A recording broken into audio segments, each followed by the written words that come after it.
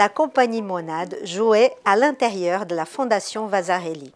Jonglage et derviche tourneur en résonance aux œuvres de l'art optique. Voilà une belle nouveauté pour cette édition de la BIAC qui était sous le signe de la crise sanitaire.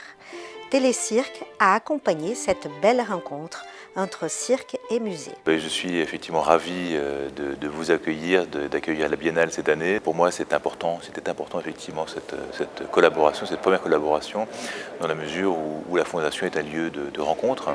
Alors, Vasarely, c'est vraiment particulier. Je pense que de tous les endroits qu'on a fait, c'est quand même le plus psychédélique. Là, il y a un tel écho avec notre travail que la première fois qu'on est arrivé, on a fait « waouh, ça va être parfait ». On n'y pense pas forcément, effectivement, de faire intervenir le cirque dans des lieux un petit peu muséaux, dans des lieux qui sont des lieux un petit peu atypiques. Hein.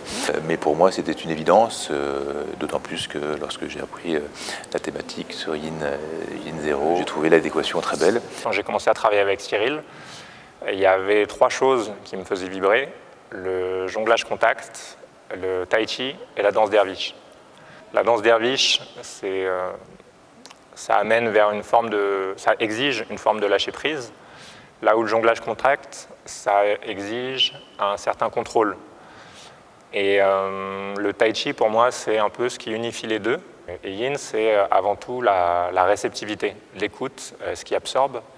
Et pour toutes ces pratiques, le jonglage contact, la danse derviche, le tai chi, la partie d'absorption, d'écoute, entre Cyril et moi, avec le public, nous écouter nous-mêmes, etc.